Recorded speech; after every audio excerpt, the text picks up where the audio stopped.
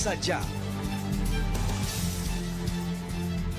Saludos amigos de 3030, qué bueno que están con nosotros. Gracias por su amable y gentil sintonía de todos los domingos. Hoy estamos en vivo, como siempre, domingo 8 de enero de 2023. Y a continuación les presento nuestra agenda que vamos a desarrollar hoy hasta las 9:15 de esta noche. Es una agenda muy variada y que espero que sea de su interés. Vamos a hablar de las entrevistas públicas a los candidatos a magistrados y magistradas de la Corte Suprema de Justicia. Vamos a conversar sobre ese tema con don Mario Urquía, que es el presidente de la Junta Nominadora. Él nos va a informar también de cómo va este proceso de entrevistas públicas a los candidatos a magistrados, cuándo enviarán la lista de al menos 45 candidatos al Congreso Nacional, qué espera la Junta Nominadora con respecto a la elección que hará finalmente el Congreso Nacional, si va a elegir por política o por calificación de los candidatos a magistrados.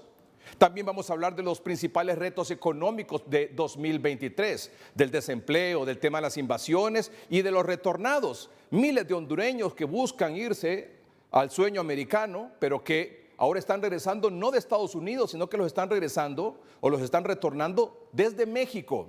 También más adelante aquí en el programa con el doctor Omar Videa, solo en diciembre murieron oficialmente 35 personas por COVID-19 en el país, solo en diciembre. Y ahora en enero hay más de 10 fallecidos por COVID-19. ¿Cuál es el riesgo de las nuevas variantes? ¿Cuál es el riesgo de las nuevas variantes que han surgido? ¿Son variantes que se transmiten mucho más rápido? ¿Son variantes acaso también que pueden provocar un contagio y una enfermedad mucho más grave? ¿El COVID-19 es ahora una gripita?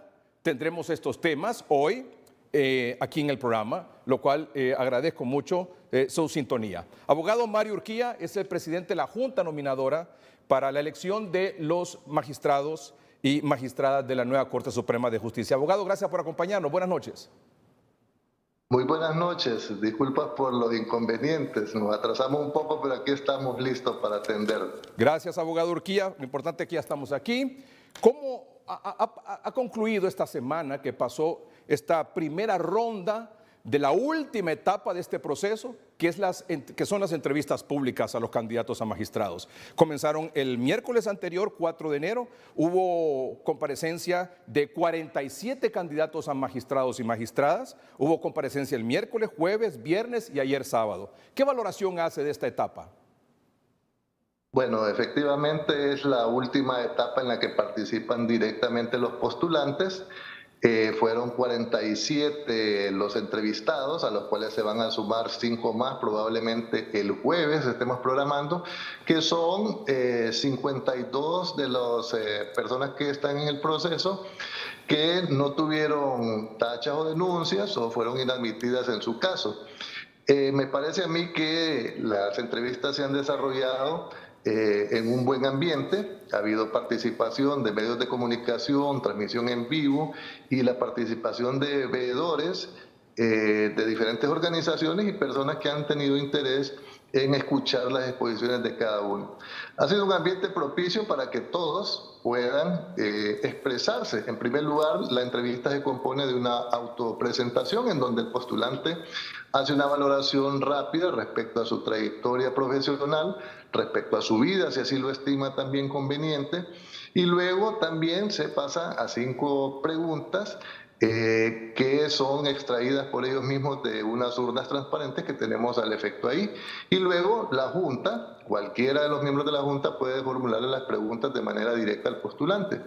Ellos han tenido todo el espacio necesario para desplegar sus exposiciones y me parece a mí que ha sido muy positiva. Todos han estado puntuales, han habido buenas participaciones de parte de ellos y lo importante es que estamos avanzando. Aún con todas las denuncias y tachas que tuvimos, estamos avanzando en el proceso y trabajando arduamente para poder cumplir con todas las fechas que hemos establecido. Muy bien, son 47 candidatos que ya participaron, ellos ya no vuelven, ya no siguen ninguna otra nueva etapa, esta etapa es la última, solo quedan estos 47 a la espera de si son incluidos o no en la nómina final que será enviada al Congreso Nacional. Es correcto, ya ellos ya pasaron esta entrevista y ya solo les resta esperar las valoraciones que haga la Junta Nominadora una vez que hayamos concluido con todas las entrevistas. Muy bien. Abogado, usted me dice que el próximo jueves 12 de enero retoman estas entrevistas públicas. Sí, es que tuvimos una primera revisión de tachas y denuncias. Habían inicialmente 40 personas que no tenían ninguna, pero en la primera revisión que hicimos se inadmitieron denuncias contra 7 de ellos que tenían y que solo tenían una denuncia. Al ser inadmitidos pasaron directamente a la entrevista. Luego, en una segunda revisión, se inadmitieron denuncias también en contra de 5 de las personas postulantes. Estos no fueron incluidos en este primer listado de 47 porque al momento en que programamos el calendario de entrevistas aún estábamos resolviendo el tema de las admisiones o inadmisiones de tachas y denuncias. O sea que este próximo jueves 12 se reinicia la etapa de entrevistas públicas con 5 candidatos a magistrados y magistradas de la Corte Suprema de Justicia. ¿Continuarán luego viernes y sábado también de la próxima semana? Sí, nosotros vamos a programar inmediatamente que hayamos resuelto sobre las denuncias que quedan pendientes de emitir resoluciones, las que fueron admitidas y notificadas a 49 personas. Ya el martes se vence el plazo para formular descargos. Hubieron 13 iniciales que se notificaron en esa primera etapa que le he mencionado, que ya formularon sus descargos y nosotros vamos a estar resolviendo el día martes. Después nos quedan las otras pendientes, que son alrededor de 36. Una vez que hayamos resuelto esto, nosotros vamos a estar programando, vamos a emitir un comunicado oficial programando las nuevas entrevistas que se tengan que hacer según el caso. Ese comunicado oficial va a informar los candidatos que continúan en el proceso y los que quedaron fuera. Es correcto. De eso se trata el comunicado. Si hubiese pues alguna exclusión en ese momento, así se comunicaría. Igual si esto no ocurriera y solo tuviera impacto en la matriz, que podría ser el caso, que una denuncia tenga impacto en el momento de la puntuación. Entonces, todo esto lo vamos a informar debidamente, tal y como hemos hecho en cada una de las fases del proceso. Correcto. Que siempre emitimos un comunicado oficial. Sí. O sea que hasta el momento tenemos entonces ya planificados para el próximo 5, para el próximo jueves 12, 5, con lo cual serían 52, 47 esta semana y 5 el jueves, serían 52 a esperar, que ya también el mismo jueves se pueden incluir otros o quizás viernes y sábado, para ir avanzando. Es correcto, es correcto, así es. Sí, creo que para el jueves, sí, de todas maneras siempre lo vamos a hacer saber, pero sí, tentativamente es el jueves que retomaríamos este trabajo con las 5 entrevistas y si hubiesen, en su caso, más, entonces ahí mismo las programamos para que puedan tener la suficiente antelación, la información necesaria de día y hora, porque así se los notificamos con hora precisa a cada uno y así se los debemos saber también a la población hondureña y los medios de comunicación para que puedan tener una participación efectiva. Así es, no, de hecho el calendario de entrevistas de esta semana entiendo que se cumplió a cabalidad, comenzaban a las 8:20, terminaban a eso de las 6:30 de la tarde, miércoles, jueves, viernes y sábado, los 47 que participaron. Así es. El sábado pudimos terminar un poco más temprano porque ya quedaban 9 de la lista de 47. Y sí hemos tratado de, respetando también a los participantes, al público, a los medios de comunicación, ser puntuales en todo el trabajo que nosotros estamos haciendo. ¿Cuándo se enviará, cuándo tienen planificado enviar la nómina de al menos 45 candidatos a magistrados y magistradas al Congreso Nacional? Bueno, en el cronograma nuestro habíamos establecido la fecha del martes 17 de enero, pero hemos tenido una carga bastante grande de trabajo con la cantidad de denuncias que fueron admitidas, que fueron presentadas y que fueron admitidas. Esto sin duda significará que podamos tomar algunos días más allá del 17, podríamos estar hablando de entre el 18 y el 20 de enero, siempre con la idea de enviar con la suficiente antelación este listado al Congreso Nacional para que allá ellos tengan también el tiempo suficiente para poder revisar y poder ellos también discutir internamente en esta segunda fase del proceso.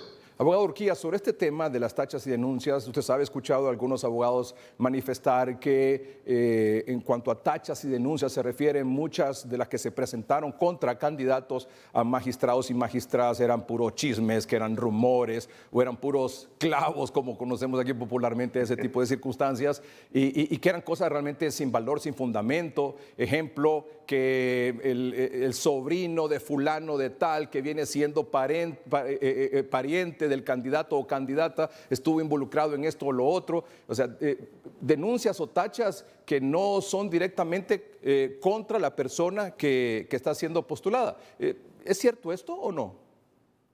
Mire, de hecho, las que no tenían ninguna sustentación fueron inadmitidas, 12.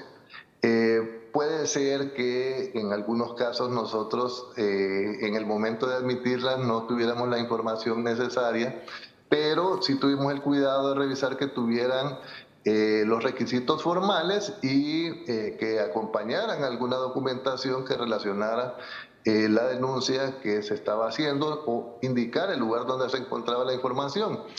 Eso de la admisión no significa necesariamente que la denuncia sea procedente. Es importante eso, perdón, es importante eso que usted está diciendo, que el hecho que hayan admitido la denuncia no significa que es cierta la denuncia o la acusación o el cuestionamiento, el señalamiento contra el autopostulado. Es correcto. Por eso la ley contempla 5 días para poder formular los descargos al respecto. Y así lo vamos a revisar nosotros. Nosotros no somos un órgano que determine culpabilidad o inocencia, no somos un órgano de juzgamiento, sino que un órgano que busca determinar idoneidad, competencias para el desempeño del cargo. Entonces, al momento en que nosotros revisemos los descargos, vamos a poder determinar con precisión si tiene algún fundamento o no, porque podría ocurrir lo que usted exactamente acaba de decir, ¿verdad? Que estos procesos se prestan a situaciones de diversa índole, incluyendo eso que usted ha mencionado muy bien. A estas entrevistas públicas, ¿considera usted que ha llegado, porque las están realizando aquí en la Universidad Nacional Autónoma de Honduras, y son públicas, es decir, puede asistir la persona que quiera? ¿Cree usted que han llegado, por ejemplo, diputados, que son los que al final van a tomar la decisión de elegir a los 15 nuevos magistrados? ¿Han llegado diputados, han llegado otras organizaciones? ¿Ha tenido la afluencia ahí en el lugar que usted esperaría? Bueno, particularmente esperaba que hubiera una mayor afluencia. Sí han llegado, creo que 2 diputados a observar, sobre todo en los últimos 2 días. La participación es abierta, la puerta del auditorio se mantiene abierta para que pueda ingresar cualquier persona que tenga el interés de observar las entrevistas. Pero si bien no ha habido una participación física dentro del auditorio, sí ha habido una gran participación a través del correo electrónico. El pueblo pregunta 2022@gmail.com. Han llegado una gran cantidad de preguntas para los postulantes y al momento en que nosotros hacemos la entrevista, hay una primera parte de autopresentación, una segunda parte de 3 urnas que están situadas frente a la mesa de la Junta Nominadora, la participación de los miembros de la Junta y ahí directamente preguntamos también de las preguntas que han llegado al correo para que el pueblo tenga esta participación. Sin duda, creo yo de que a medida que vaya avanzando el proceso y también usted recuerde de que a veces en algunas fases del proceso no hay postulantes que sean tan mediáticos. Hay algunos que son más mediáticos que otros, que son figuras públicas, y me parece a mí que en esos momentos puede ser que el auditorio tenga mayor participación de presencia de personas. Usted sabe mejor que nadie, abogado Urquía, que este proceso de la elección de la nueva Corte Suprema de Justicia tiene muchos ojos de instituciones nacionales, internacionales, veedores nacionales, internacionales, de muchos países y de la sociedad en general. La credibilidad del país tiene mucho fundamento en lo que va a pasar con la elección de los nuevos magistrados. La credibilidad como país también, la inversión económica en el país tiene que ver mucho con este proceso de selección de los nuevos magistrados. ¿Están conscientes de eso en la Junta Nominadora? ¿Y cree usted que están conscientes también de esto en el Congreso Nacional? Bueno, me parece que en la Junta Nominadora estamos conscientes, todos los sectores que la conformamos. Y fíjese que usted que lo que ha dicho es correcto. El proceso tiene y reviste una importancia histórica. Así es. Quizás en la coyuntura que estamos viviendo, política, social, económica, y lo que se ha venido aconteciendo en la sociedad hondureña determina que esto tenga mucha mayor trascendencia que en otras ocasiones. Es decir, en este momento se trata de la posibilidad de mejorar o rescatar más bien nuestro sistema de justicia, dentro del cual la Corte Suprema es una pieza fundamental. Y a esto ha contribuido mucho la nueva ley de organización y funcionamiento de la Junta Nominadora, que determina la forma en que los que conformamos la Junta llegamos ahí. En el caso nuestro, yo represento al Colegio de Abogados, nosotros fuimos un proceso democrático, en donde los abogados se pronunciaron sobre quién quería que fuera el representante ante esa Junta. Igual aconteció en sociedad civil, en el claustro de profesores, eso por un lado. Por otro lado, también establece la ley una matriz de evaluación que determina claramente cuáles son los valores que se toman en cuenta a la hora de la puntuación y que nosotros desarrollamos con algunos criterios para poder precisar esa puntuación. Por otro lado, anteriormente, las organizaciones que forman parte de la Junta Nominadora nominaban 20 candidatos cada uno, solo ahí eran 140. Y actualmente es autopostulación. Ningún postulante ha necesitado pedirle favor absolutamente a nadie para poder participar en el proceso. Sí. Esto es importante además de otras figuras como la equidad de género, ¿verdad? Que en este proceso de selección tiene una importancia grande, puesto que son 23 mujeres las que tienen que ir desde el listado y 22 hombres.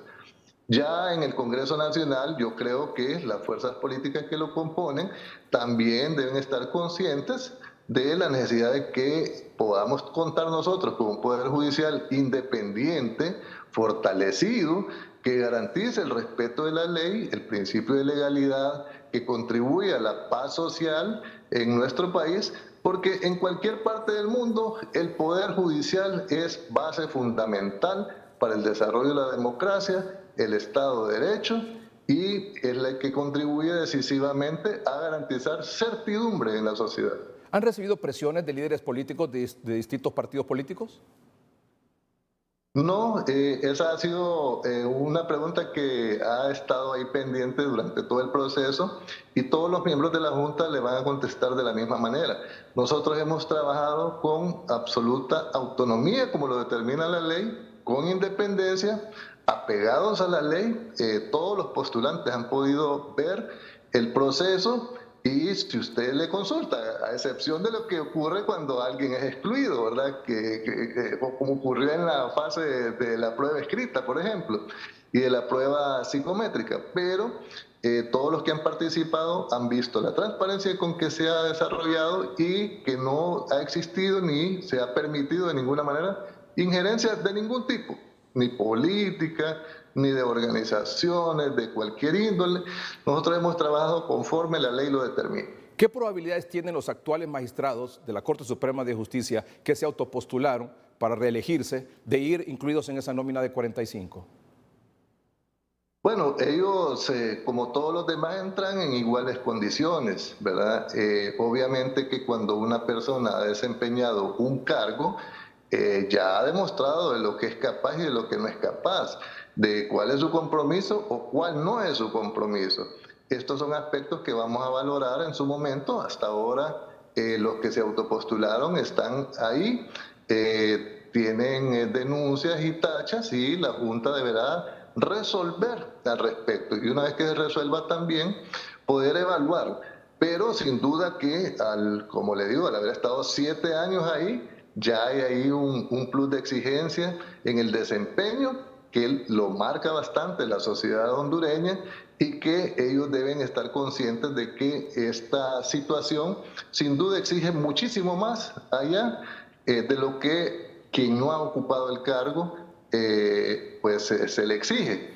Entonces, lo que le quiero decir con esto es que están en iguales condiciones, pero con un plus de exigencia, y que la Junta Nominadora va a determinar en su momento si pasan o no pasan en esa lista de los 45 conforme lo establece la ley y conforme lo establece nuestra matriz de evaluación. Abogado Urquía, el Congreso Nacional debe elegir dentro de los 45 que envíe la Junta Nominadora o puede sacarse candidatos de la manga de la camisa. No, la ley es clara al determinar que el Congreso Nacional debe elegir, no dice puede, dice debe elegir de la lista de los 45 o más que la Junta Nominadora envíe. 45 es el número mínimo porque significa, y este número es porque por cada una de las magistraturas deben de haber 3 candidatos. Sí, muy bien. ¿Teme usted que al momento de la votación en el Congreso Nacional se elija más por color político que por las calificaciones del candidato?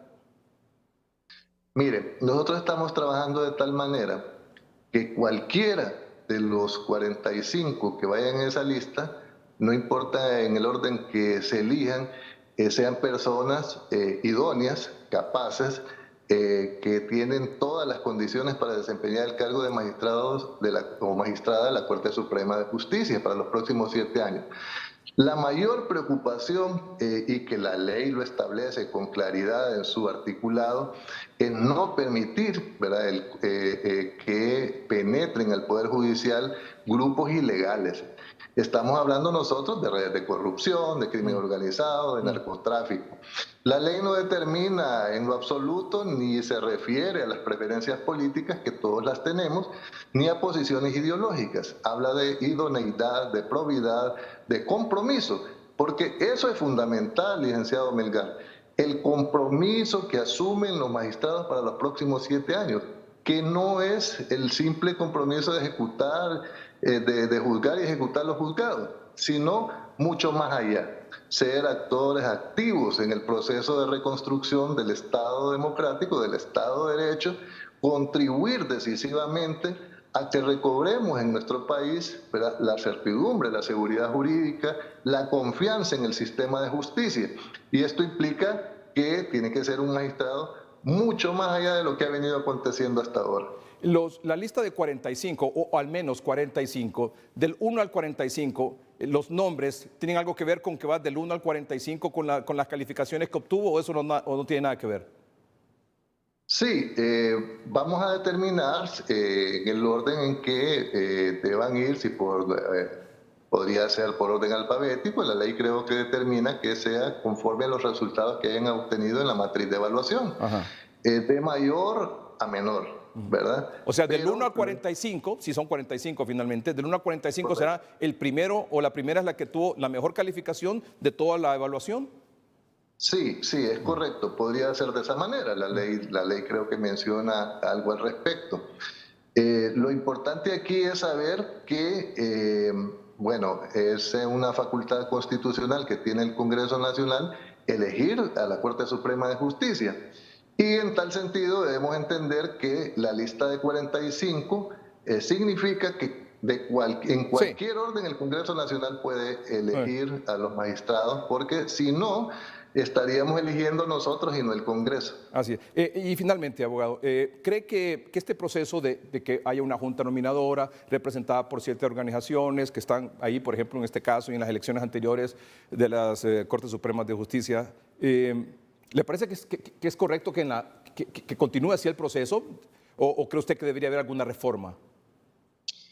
Bueno, es lo que hay hasta el momento. Creo que este ha sido un buen proceso. Me parece a mí que hemos sabido y podido manejar el proceso con transparencia, aún con lo corto del tiempo, con el suficiente compromiso. Nosotros hemos trabajado sábados, domingos, días feriados, hemos trabajado jornadas a veces hasta las 11, 12 de la noche, con el compromiso con nuestro país de poder culminar con éxito un proceso que el pueblo hondureño espera con mucha expectativa, y creo yo que también con mucha confianza de que vamos a obtener nosotros un poder judicial de nuevo tipo, un poder judicial que realmente la sociedad confíe y que este sea un primer paso fundamental, necesario y en firme hacia el rescate de todo el sistema de justicia de nuestro país, que la Corte Suprema de Justicia es un elemento, pero hay otros elementos ahí, incluyendo la legislación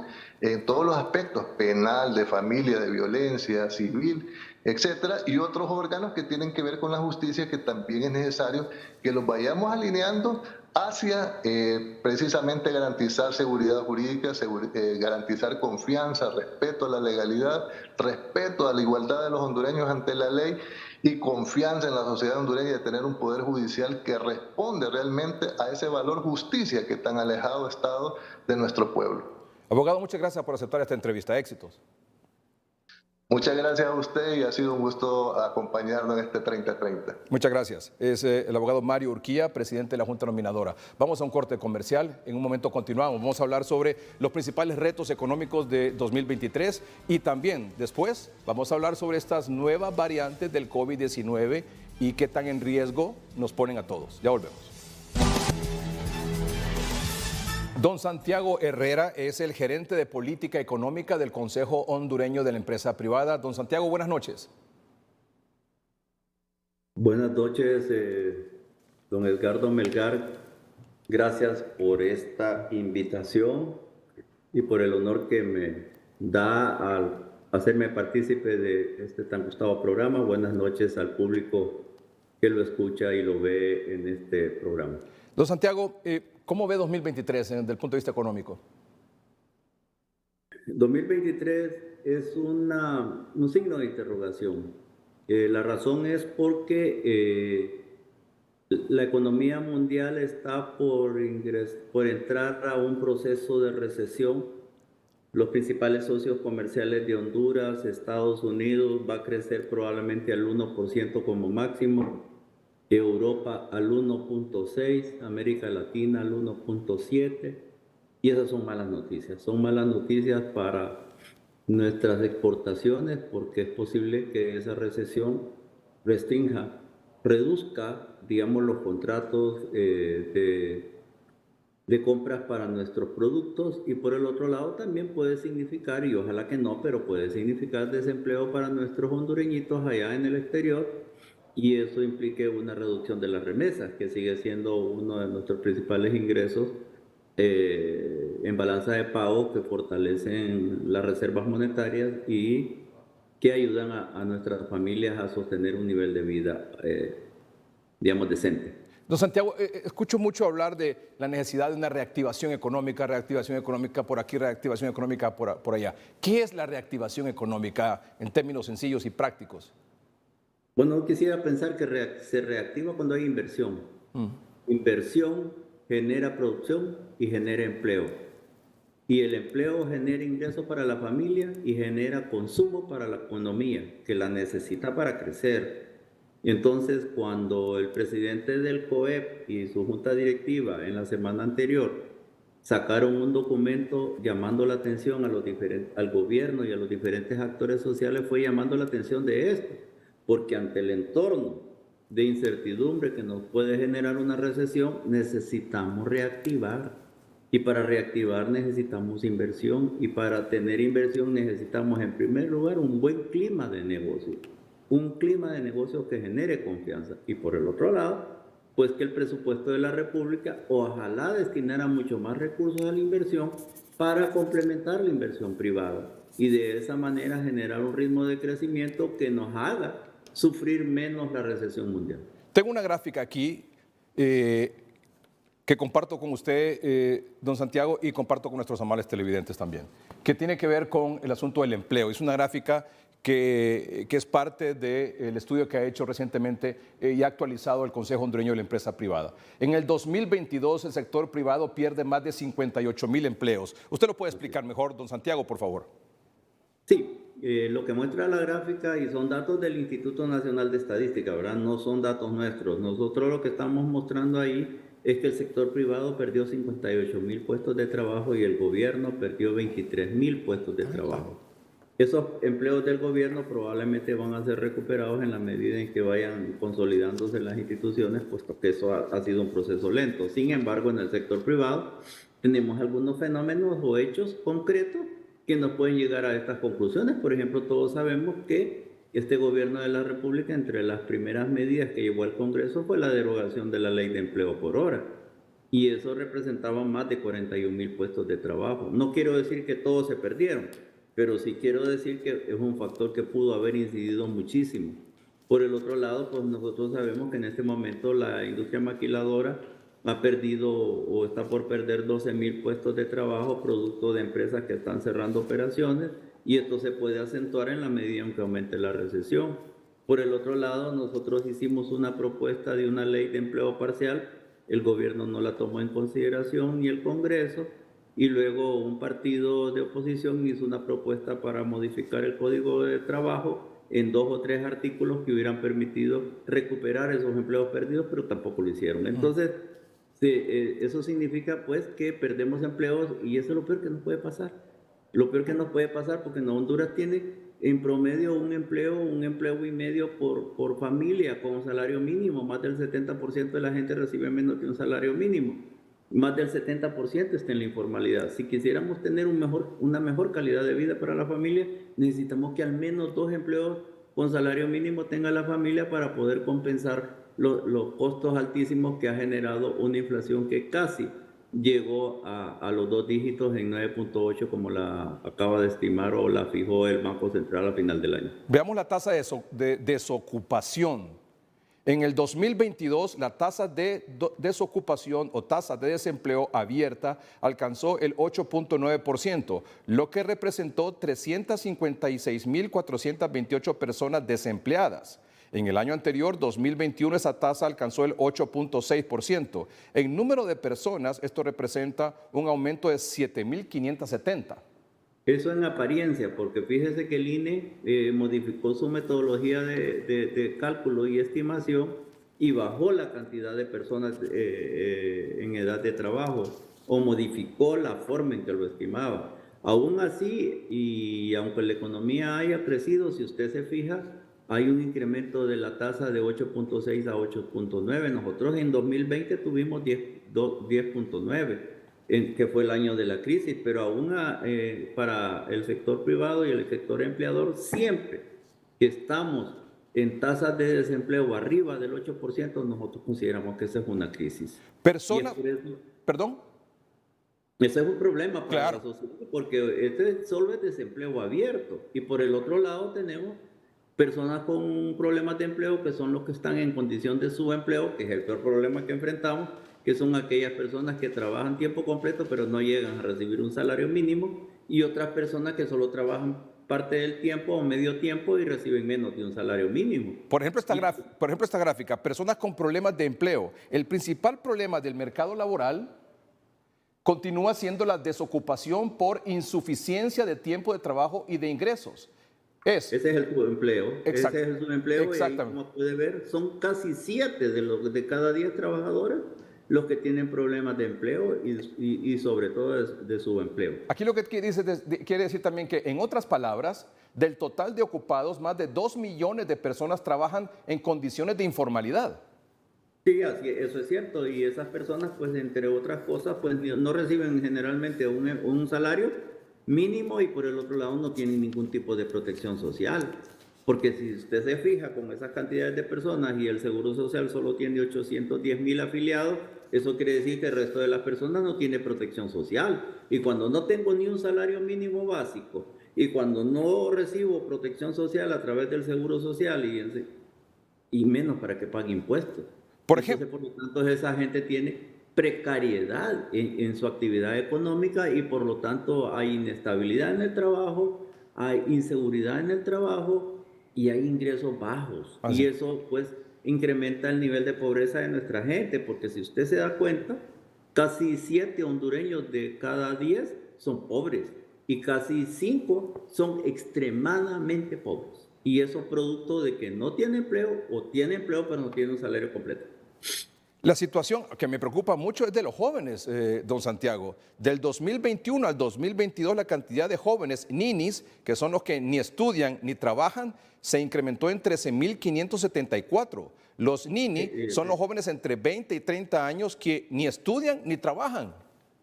Pues es tremendo, es una bomba social. Fíjese que hace algunos años se empezó a hablar de que Honduras estaba por entrar en una etapa de aprovechar el bono demográfico. ¿Y qué quería decir el bono demográfico?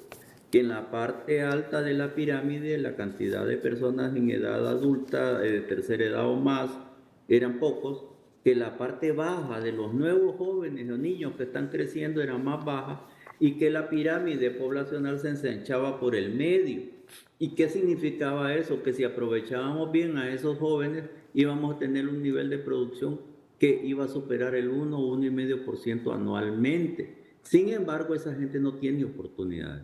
Esa gente no está estudiando, no está trabajando. Y por lo tanto, en vez de ser un activo valiosísimo para nuestra economía, se convierte en una especie de bomba social. Porque si no estudian ni trabajan y están en edades de trabajar, ¿qué puede pasar? Que se adhieran a las caravanas estas que ponen en riesgo sus vidas para buscar las oportunidades, por ejemplo, en los Estados Unidos, mediante procesos migratorios, o se insertan en bandas organizadas de crimen que aumentan la extorsión o que aumentan la delincuencia en la calle. Y ese es el problema. Tenemos que generar oportunidades para que esos jóvenes se vuelvan productivos. Muchos de estos jóvenes, por ejemplo, muchos de estos jóvenes tendrían alguna oportunidad si estuviese habilitado el empleo por hora.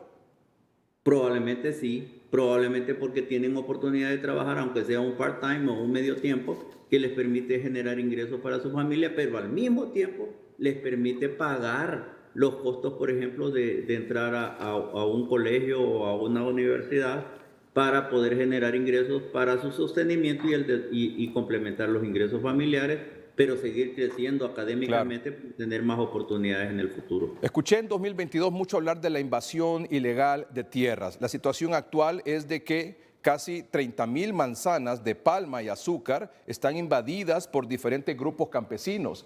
Hay invasiones en 7 departamentos: Colón, Choluteca, Lloro, Cortés, Santa Bárbara, Francisco Morazán, Atlántida. Se aleja la inversión. Esta problemática aleja la inversión. Evidentemente no hay empleos y no hay divisas. Hay una debilidad institucional porque las autoridades no tienen capacidad para tratar la problemática y una ausencia de sanción penal, lo que vuelve que los invasores continúen haciendo lo mismo. Después de esto no es nuevo, o sea, ya lo había escuchado en el transcurso del año pasado, de 2022. ¿Ha cambiado algo hoy que ya estamos en 8 de enero o es esto sigue igual? Muchísimo. El gobierno habla de que ya está adoptando decisiones o acciones, pero si se fija, don Edgardo, en la siguiente lámina, el comportamiento solo de las invasiones en Palma. Fíjese que de 2021 a 2022, la tasa de crecimiento en área invadida supera el 49%. ¿Y eso qué significa? Que un alto porcentaje de las áreas cultivadas están siendo invadidas. No está siendo invadida la tierra ociosa, está siendo invadida las propiedades, las plantas en producción, porque eso se utiliza, por ejemplo, para robar fruta, para revenderla en el mercado negro, a veces será para revendérsela a las mismas compañías. No puede ser.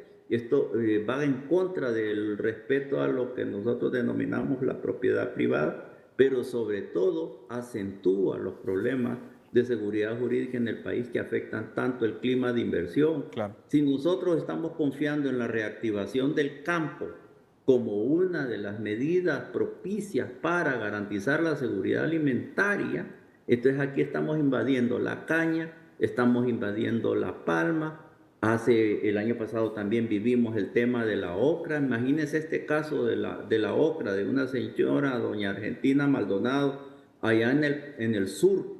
Una señora que estaba exportando 65 millones de lempiras al año en ocra, en una empresa familiar. Le fueron a invadir y perdió un ciclo de producción y perdió más de 600 puestos de trabajo. Y le está costando mucho recuperarse y quedó muy complicada financieramente para pagar sus obligaciones con los bancos. Esto es lo que le pasa y no es que afecta a un grupito pequeño de invasores, no, afecta a un montón de gente que depende de esta actividad económica Claro. y que la inseguridad no hace que estas personas puedan sostener el empleo. Ya el otro día se dio un caso donde trabajadores de una planta aceitera o de una plantación aceitera se tomaron, creo que aquí por Leán, protestando contra los invasores porque les están quitando sus oportunidades. En el tema de los ninis, esta cantidad enorme de jóvenes que ni estudian ni trabajan, le agregamos otro problema, el de los retornados. O sea, la gente que quiso llegar a Estados Unidos de manera ilegal, buscando el sueño americano, pero que ahora no los devuelven de Estados Unidos, sino que su gran mayoría lo regresan de México. Y en ese sentido, en enero a noviembre de 2022 hubo 83.967 personas retornadas. ¿Qué va a pasar con esa gente, don Santiago?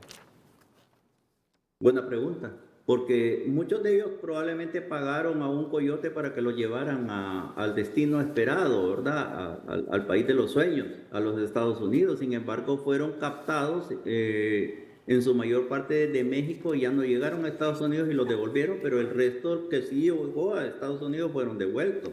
Yo no conozco ningún plan claro de reinserción de trabajo para estos hondureños que tomaron la decisión de irse y poner en riesgo sus vidas y las vidas de sus hijos y de su familia. Y por lo tanto se convierte en una especie de carga social. ¿Cómo hacer para que esta gente tenga oportunidades en Honduras? Y hay varios fenómenos que afectan el tema migratorio. Por un lado es la falta de oportunidades y hay otros que aún teniendo oportunidades de trabajo y que trabajan con ingresos relativamente normales, toman la decisión de irse por razones a veces familiares, pero en su mayoría por razones de seguridad. Sí. Porque no pueden tener a su gente. Conozco a una persona que trabajaba aquí para mi familia, que sus hijas la despachó porque andaban ya noviecitos atrás de ella, mareros en la zona donde vivían, y decidió mejor protegerlas y las despachó. Y porque si no se insertan también ellas a la mara, y eso es preocupante para los jóvenes porque no les genera oportunidades. La última de hoy, la inversión extranjera versus el ingreso que se tiene por remesas. La barra azul corresponde al ingreso por remesas en el país y la barra amarilla corresponde a la inversión extranjera. Mire cómo andamos ahí, don Santiago. Lo que quiere decir ese gráfico, hasta donde lo veo, es que el crecimiento de las remesas ha sido exponencial. Hemos venido creciendo, incluso en el 2020, a tasas superiores al 20%. Este año las remesas están creciendo al 18 y algo, casi al 19%.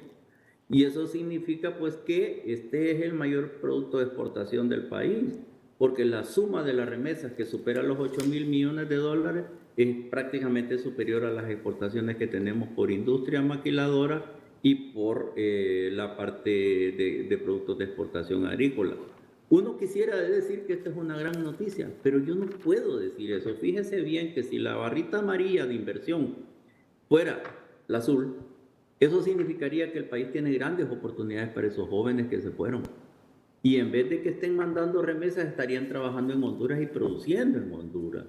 Sin embargo, eso no es la realidad. La realidad es que de cada dólar de inversión extranjera que estamos recibiendo en este momento, nosotros recibimos 10 dólares por remesa. Entonces, ¿cuál es el incentivo para el país?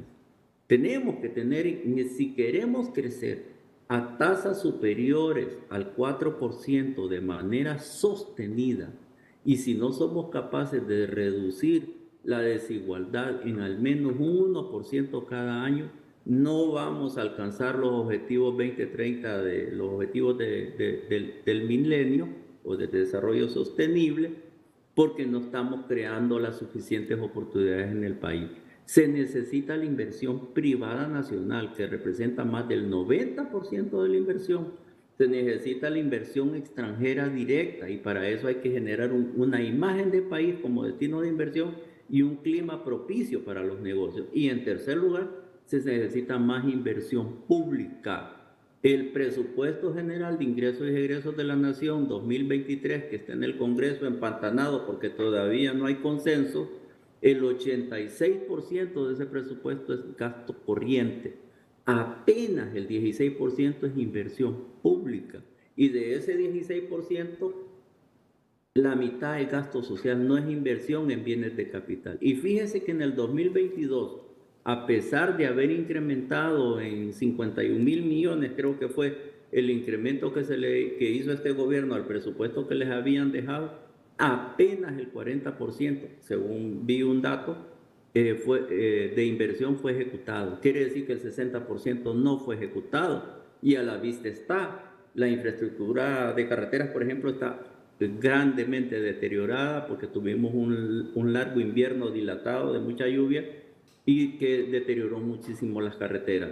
Y eso es falta de inversión. Y esa inversión no es que no tenían los recursos presupuestarios, sí los tenían, pero no lograron ejecutarlo. Y ese es un problema por dos vías. Primero, porque necesitamos inversión. Segundo, porque necesitamos la infraestructura, sobre todo en este momento que vienen las cosechas de café en la montaña, que hay que arreglar los caminos vecinales de segunda o tercera red. Y por último, y mucho más importante, cuando hay inversión en infraestructura y cuando hay inversión en el agro, se generan rápidamente empleos. Y eso es a nivel nacional. Y por lo tanto el efecto de bola de nieve que genera ese tipo de inversión es la que genera empleo, y el empleo genera ingresos, y el ingreso genera bienestar en la familia. A eso nos referimos como sector privado, a eso le está apostando el presidente del COEP y su junta directiva cuando nos dicen, digámosle a la nación que tenemos que enfrentar la potencial recesión con inversión, con acciones concretas para reactivar la economía, con acciones concretas para generar empleo y con acciones concretas para reducir la pobreza y mejorar la calidad de vida del hondureño. Don Santiago, muchas gracias por aceptar la invitación esta noche a 30:30. Muy amable. A la orden, don Edgardo, y un saludo al pueblo hondureño que lo escucha y lo ve. Gracias. Don Santiago Herrera es el gerente de política económica del Consejo Hondureño de la Empresa Privada. Vamos a un corte comercial. ¿Qué tenemos en la agenda después del corte comercial? ¿Le puedo mostrar la agenda, por favor, para nuestros amables televidentes? Bueno, ¿qué tenemos? 35 fallecidos por COVID-19 en diciembre. Más de 10 fallecidos van ya en enero. El riesgo de las nuevas variantes. Y si el COVID-19 ahora es una simple gripita, ya volvemos. Usted está viendo 30:30 con Edgardo Melgar en vivo. Médico internista, consultor, asesor de noticieros hoy mismo, experto en el tema COVID. Doctor Omar Videa, gracias por estar aquí. Es un gusto estar nuevamente en 30:30, nuestra casa. De Así nuevo, es, para seguir orientando a la población, Así porque esto todavía no termina. Así es. Mire, datos oficiales, atención amables televidentes, es importante siempre que usted esté informado de la mejor manera posible. Según datos oficiales de la Secretaría de Salud, al menos 35 personas fallecieron del 1 al 31 de diciembre de 2022. Vamos ahora con el dato que tenemos de enero de 2023. De enero, del 1 de enero al 6 de enero de 2023, que es hasta donde se tienen los datos oficiales, el boletín de la Unidad de Vigilancia de la Salud, de la Secretaría de Salud, reporta 9 fallecidos hasta el 6 de enero. Y la red de hospitales públicos reporta 10 fallecidos. En algún momento se van a juntar. Muy similares. Sí, muy similares. Muy similares. O sea, que al menos 10 o 9 personas fallecieron en 6 días por COVID-19 en hospitales públicos. Aquí no cuenta gente que pudo haber muerto en casas. En los hospitales privados. O en hospitales ¿Qué privados. se ha dado? ¿Qué ¿Qué se ha hemos dado? tenido? ¿Qué se ha dado? ¿Qué hemos tenido? ¿Usted lo puede confirmar? Correcto. Bueno. Doctor, ¿le sorprende esta cantidad de muertos de diciembre y los que van ahora en enero? Sí, me sorprende porque ya habíamos anunciado en el noticiero hoy mismo que se venía una ola. Eso era algo que ya se había anunciado de hace 3 meses, pero pensábamos que la ola iba a ser muy similar a lo que tuvimos por Omicron en diciembre del año pasado y en junio de este año, que recién pasó. Pero no con esta sorpresa de la cantidad de fallecidos que ha existido. ¿Estos fallecidos, doctor, se pudieron haber evitado? ¿Estos fallecidos por COVID-19, estas muertes se pudieron haber evitado? Por supuesto, a 33 meses de pandemia en Honduras, creo que es injustificable que una persona muera por COVID-19. Es injustificable que alguien se muera después de casi 3 años de pandemia. ¿Por qué? Porque hay suficientes herramientas ya. Una para detecciones tempranas. Antes no teníamos, al inicio no habían pruebas. Recuerde toda la lucha que nosotros libramos. No habían centros donde se pudieran hacer exámenes. No habían vacunas. El elemento más importante, diría yo, en este momento.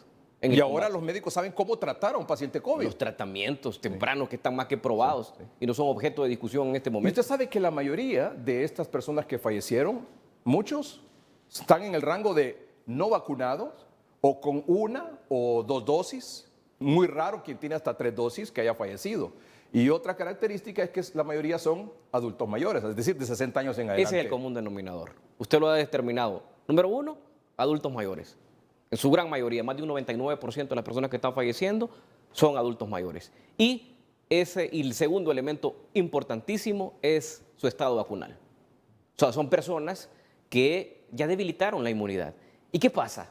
Se han debilitado la inmunidad y el virus se ha fortalecido. Porque hoy por hoy debemos decir que tenemos se ha una variante. debilitado la inmunidad porque la protección que nos dio la vacuna, evidentemente, no es para siempre. Lo que he probado son máximo 6 meses, con una buena inmunidad natural. Sí. Más de 6 meses ya se reduce significativamente. Una persona que hoy no está vacunado o que solo tiene 1 o 2 dosis, se debe aplicar cualquiera de las vacunas que están disponibles actualmente en los centros de vacunación COVID en el país. Por supuesto. En este momento, si bien es cierto, la protección se va a ver reducida en función a esta nueva variante, no significa que no exista la posibilidad de que tenga una cobertura superior a lo que es el estado actual de su inmunidad artificial. O sea, eso es indiscutible. Si no ha completado su 4ª dosis, no se puede poner. Idealmente quisiéramos tener la vacuna bivalente, pero no la tenemos. Entonces, en este momento hay que echar mano de lo que tenemos. Si ya completamos, como usted y yo, la 4ª dosis, solo queda continuar con las medidas de bioseguridad, porque no hay forma de aplicar una 5ª dosis de lo mismo, porque evidentemente necesitamos una dosis adicional que tenga la capacidad de brindar una protección superior a lo que brinda la vacuna tradicional monovalente. Por eso nuestra campaña de que usted debe vacunarse, completar su esquema de vacunación con al menos 3 vacunas, y si ya tiene 3 o 4 vacunas, nuestra campaña y nuestro mensaje al gobierno es que trate lo más pronto posible de traer la vacuna bivalente, que funciona para la vacuna, para los virus, el virus original y para las nuevas variantes. Y las nuevas variantes, correcto. Porque si no estaremos, licenciado Edgardo Melgar, cada 3 meses con olas y con la incertidumbre si estas olas van a ser más agresivas o van a ser más leves. Eso nadie lo puede determinar hasta que estamos enfrentándonos a la situación que está viviendo el país, donde lastimosamente todavía falta ver más estragos de esta nueva ola por COVID-19. Va a sonar fuerte, lo sé, va a sonar fuerte, lo sé. Pero por favor, amable televidente, no se convierta en cómplice de su propia muerte. Y usted, amable televidente que nos ve, no se convierta en cómplice de la muerte de un familiar por COVID-19. ¿Por qué? Porque ese familiar no se vacunó o solo tiene 1 o solo tiene 2 dosis. Hay complicidad en usted si usted no lleva a esa persona a que se vacune. Por las buenas o por las malas, ¿verdad, doctor? Así es, en este momento es debido a muerte. Ya sabemos que esto no se comporta como una gripe. Y olvídese de las olas anteriores, esto que estamos viviendo actualmente es totalmente diferente. Hay quienes dicen, no, si a mí sí me pega, me va a pegar una gripita. ¿El COVID-19 hoy es una gripita? No, no es una gripita. Esta ola es totalmente diferente. Esta ola está nuevamente mostrando personas con neumonías, personas con inflamación y sobre todo los que logran sobrevivir y no se hacen un seguimiento y una cuarentena adecuada, ahí quedan con grandes secuelas que terminan en infartos, que terminan en derrames cerebrales, que terminan con problemas neurológicos. Aquí hay jóvenes con una memoria de una persona de 80 años. Es una realidad. El COVID largo que le llaman. El COVID prolongado, el COVID largo. ¿Se acuerda de Cintia? Sí, no se me olvida. Usted, yo no sé si vieron el noticiero esta semana de Cintia. Si presentamos aquí un testimonio de Cintia. Si usted no lo escuchó, si usted no lo vio, no se pierda el programa. Ya volvemos, ya volvemos.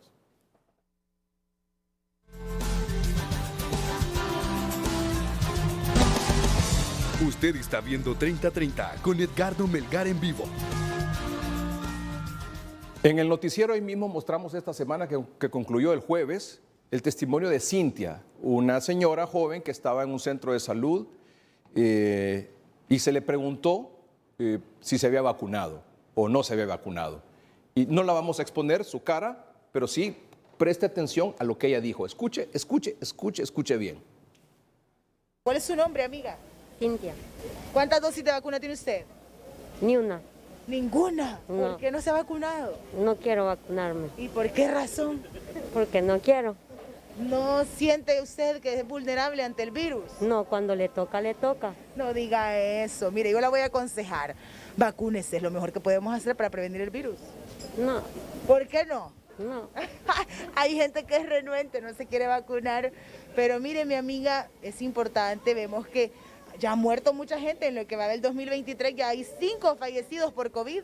Como le digo, allí es Dios conmigo. ¿Cuál es su nombre, amiga? Cintia, ¿Cuántas dosis de vacuna tiene usted? ni una.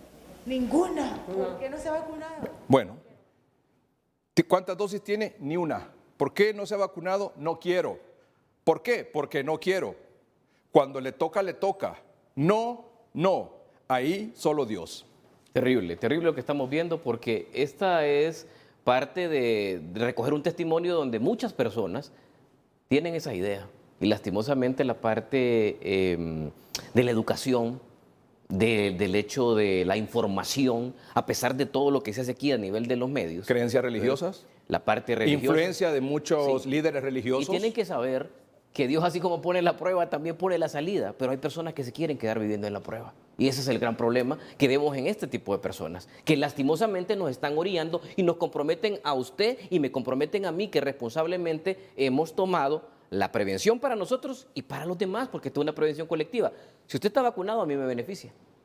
Igual, viceversa. Porque así es la forma de cómo vamos cerrando puertas para que el virus no ingrese a nuestro organismo. Hoy en día, hoy 8 de enero de 2023, toda persona arriba de 12 años de edad puede tener 4 dosis de vacuna. Sin discusión, debe de tenerla. Pero lastimosamente, llegamos tal vez a los 600.000 hondureños, y ese es el número oficial, 600.000 hondureños que han recibido 4 dosis de vacuna, cuando los aptos son arriba de 6 millones de personas. Y esa es la realidad. Esa es la realidad, que nosotros también somos responsables como sociedad. No es echarle toda la culpabilidad a las instituciones gubernamentales, sino que también nosotros tenemos un grado de responsabilidad. Y tenemos que asumirlo. Hay una nueva variante, doctor. Terrible. Es la XBB.1.5. Por primera vez, el virus está comenzando a correr una distancia más rápida. ¿Por qué le digo esto?